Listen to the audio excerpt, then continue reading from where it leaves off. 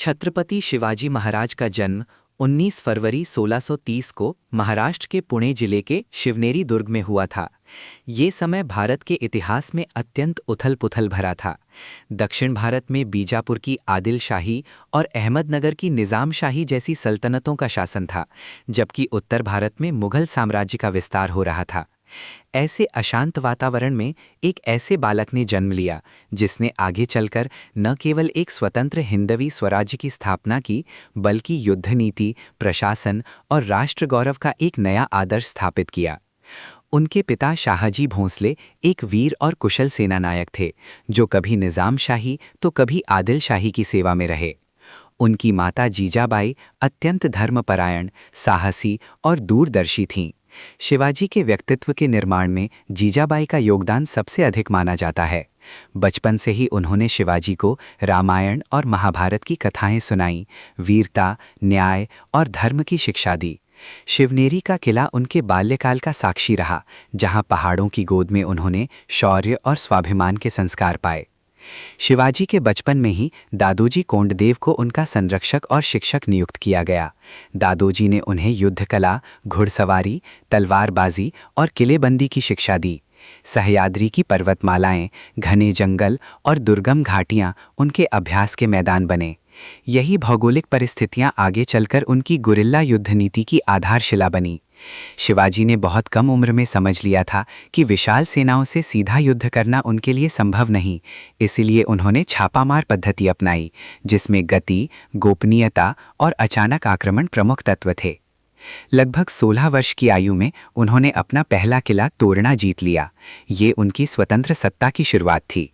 इसके बाद उन्होंने राजगढ़ और पुरंदर जैसे किलों पर अधिकार किया। बीजापुर के सुल्तान को ये सब रास नहीं आया। उसने शिवाजी को रोकने के लिए कई प्रयास किए, परंतु शिवाजी की योजना, साहस और स्थानीय जनता का समर्थन उनके साथ था। शिवाजी के जीवन का एक महत्वपूर्ण युद्ध प्रतापगढ़ का था, जहां उनका सामना बीजापुर के सेनापति अफजल खां से हुआ। अफजल खां को शिवाजी को समाप्त करने के लिए भेजा गया था। उसने पहले मंदिरों को तोड़ा और भय का वातावरण बनाया। अंततः प्रतापगढ़ किले के नीचे दोनों की मुलाकात तय हुई।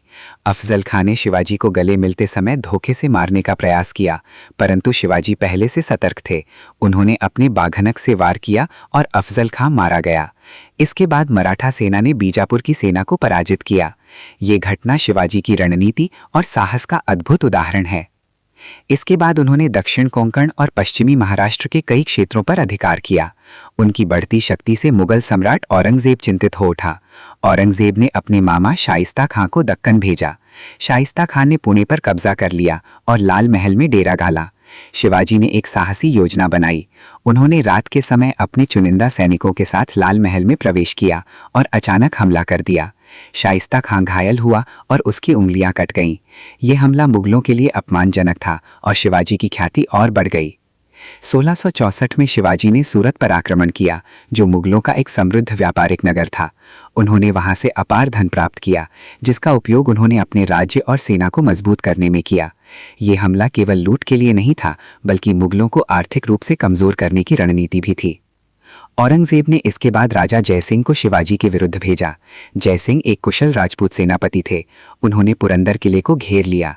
परिस्थितियां ऐसी बनी कि शिवाजी को 1665 में पुरंदर की संधि करनी पड़ी। इस संधि के अनुसार उन्हें कुछ किले मुगलों को सौंपने पड़े और स्वयं आगरा जाकर औरंगजेब से मिलना पड़ा। 1666 में शिवाजी आगरा पहुंचे। वहां औरंगजेब ने उनका अपमान किया और नजर बंद कर दिया, परंतु शिवाजी ने अद्भुत बुद्धिमत्ता से वहां से पलायन किया। उन्होंने बीमार होने का नाटक किया और मिठाइयों की टोकरी में छिपकर अपने पुत्र संभाजी के साथ आगरा से निकल गए। ये घटना उनकी चतुराई और साहस का अद्भुत उदाहरण है। आगरा से लौटने के बाद शिवाजी ने अपनी खोई हुई शक्ति पुनः प्राप्त की। उन्होंने एक एक कर अपने किलों को वापस जीता। 1670 में उन्होंने सिंहगढ़ किले को जीतने के लिए तानाजी मालुसरे को भेजा। तानाजी ने अद्भुत वीरता दिखाई, परंतु युद्ध में वीर गति को प्राप्त हुए। शिवाजी ने कहा, गढ़ आला पण सिंह गेला। ये युद्ध मराठा इतिहास में अमर हो गया। शिवाजी ने केवल युद्ध ही नहीं लड़े, बल्कि एक सुदृढ़ प्रशासन भी स्थापित किया। उन्होंने अष्टप्रधान मंडल की स्थापना की, जिसमें पेशवा, अमात्य, सचिव, सेनापति आदि पद शामिल थे। उन्होंने धार्मिक सहिष्णुता अपनाई और सभी धर्मों का सम्मान किया। उनके शासन में किसानों और व्यापारियों को सुरक्षा मिली। 1674 में रायगढ़ किले पर उनका भव्य राज्याभिषेक हुआ और वे औपचारिक रूप से छत्रपति बने। ये केवल एक राजा का राज्याभिषेक नहीं था, बल्कि हिंदवी स्वराज्य की स्थापना का उद्घोष था। इसके बाद उन्होंने दक्षिण भारत में भी अपने अभियान चलाए और जिंजी, विल्लोर आदि क्षेत्रों पर अधिकार किया।